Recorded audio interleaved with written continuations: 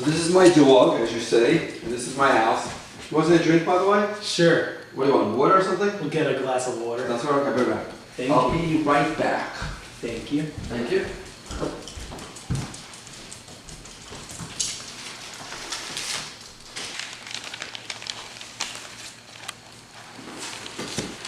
Hey Bud, what's all this stuff? Yeah, here's your water. This is crazy. This is so, these are, when I was like 5 years old, I used to think of an idea a day. Like 3 ideas. This is such an old book. Any invention ideas I put in this book, I don't know. I can't even open up anymore, it's old. It's crazy. I can tell. Some of my most creative ideas went down the drain, you might say. Or who knows, maybe they'll come out again. But I've been doing this since I was a little kid, but now they're going on the blog instead of another little notebook. How fascinating. Yeah, thanks a lot. Bud, I can see you've been into film for a while. Oh my gosh, I can't believe this. This is one of my favorite scripts, Star. This is such a cool script. I wrote like 20 different scripts in my life. And one of them became a movie, all screwed up, which was really exciting. Is that so? Yeah, we had so much fun doing it. It was one of the most exciting experiences because I'm not a movie person that, went to college to do, but I took like a 2-week class by a guy named Dov Simmons. And he taught me all the basic stuff to do, and then all of a sudden I got a really good director and put it all together. Matter of fact, it's very funny. I don't know why I didn't put this stuff away, but this guy, my director, gave me this book about all the dictionary terms. Because, I didn't know all the little words to use, but he gave me a book when he told me the thing. Yeah, that's really interesting. But I got to put this stuff back. I can't believe it. Like, we're leaving everything on the table. Show this out here, too. You know what's really cool by that? What's that? I'm saying they would be so mad I said that. Why is that? Well, I took a class. I went on a trip down to Virginia. It was a paid trip by Virginia Beach, and I was trained by this group called the Tea Party Patriots. And what was amazing is they had this person who taught presidents how to speak, and he was teaching me how to speak.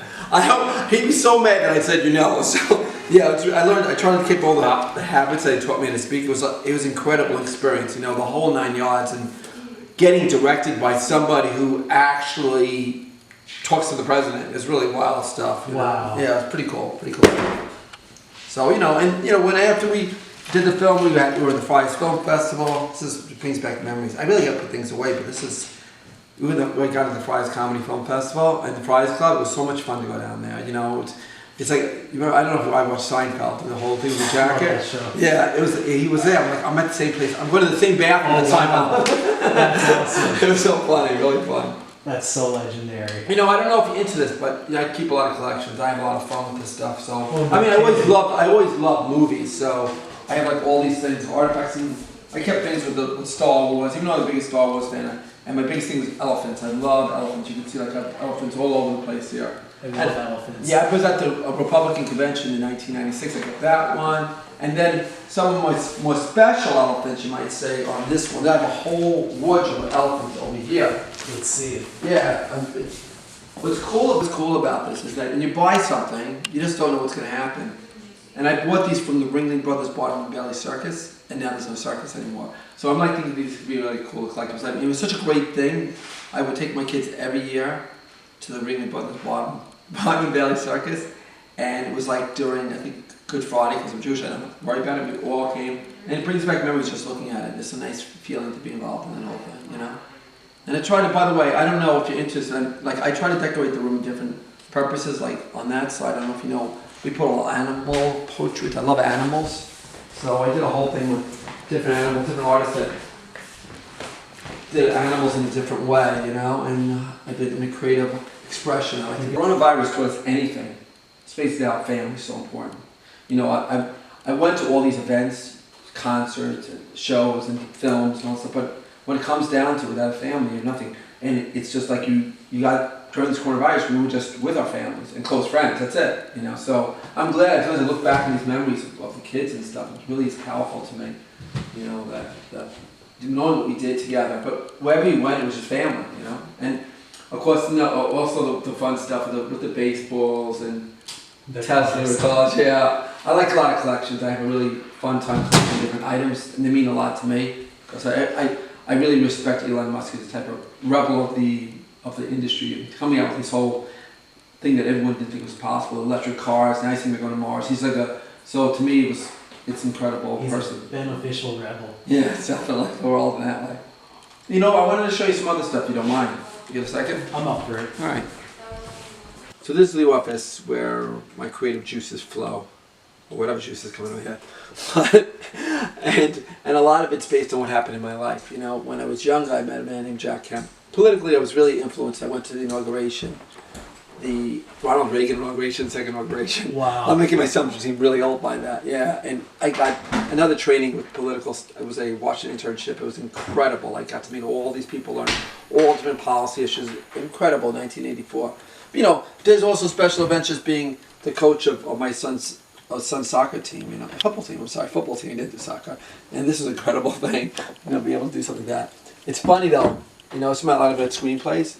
Look at this, my first screenplay, 1989. Wow. Last Chance of Freedom, yeah, the first time I ever did a copyright. This was not done like a real screenplay, but it was something I had to, when you're writing, I don't know if you've been writing them, it's just something that you emotionally get yourself out of the things that come on. But again, you know, it's always that role of playing that role with your family. So there's one coaching again, it's just a powerful feeling, the ability of being able to play a role in that, you know. The reason I got involved in this whole Bud Rebel is because my mother was an inspiration in many ways. She's my biggest supporter. She always was a person who like just rah-rah when everybody said, nah, it's not going to work.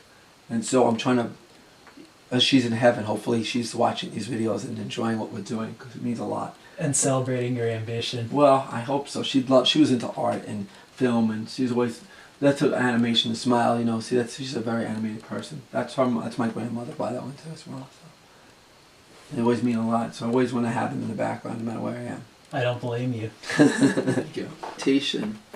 It's very funny. I was able to debate people from Oxford Union. Oxford Union, I don't know if you're familiar with it, I'm sure. In England, they're like the most talented debate team. We debated welfare reform.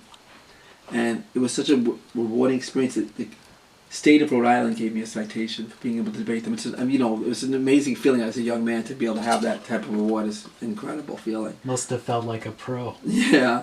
I mean, I really tried my best to do well in school, and when you see things like they gave me an outstanding college award achievement, I just felt so good about it. That, by the way, is my poster, a very small version of my poster for All Screwed Up. And that was, that story just means so much to me because I hope to get it back in another year or so. What's so important about that story to me is about people who have disabilities, let's say, and the people that are supposedly the top of the class, and they switch bodies, but they also don't understand what it's like to be in other people's shoes, you might say, and it goes in a different direction than a Freaky Friday. It's a little bit more deeper, I think. I think people really enjoyed it. We had a really nice review, and it was so much fun to do. I would never take it back, even if I didn't make a penny on it. Let's go that way, if you don't mind. So, I wanted to show you some of the other things that I've been involved in. Most of this, again, is politics, but this is an interesting one. You see the cowboy? Yeah. So, I was a cowboy in Wyoming. They actually filmed me, I don't know if you saw, I brought the cows in for the cattle ranch, and it was fun. I had such a great time. I was the only one from New York. It was so much fun, the wide open array of Wyoming, beautiful, and there's lightning flashes on. Oh my gosh, the whole sky at lights. It's incredible. Must have been great. It was an amazing feeling, you know. And then I've always supported the police. Back in 1991, you know, it's nice. I always wanted to help out those things. What's funny about that is I didn't mean to have that right to life card, and it just came out there, which is just something that just means so much to me politically wise. And this is really one of the most exciting events of my life. The 1986 Mets World Series game, 6th game of the Mets World Series. I went with my friend. We drove there. We took the last train to go to the baseball game, okay? Wow. And then when we got off the train, the guy said to me, $200 for a ticket. In 1986, $200 for a ticket is like $1,000. So I said, all right, we'll go to the bar. As they're playing the national anthem, a guy says to me, $50 for a ticket.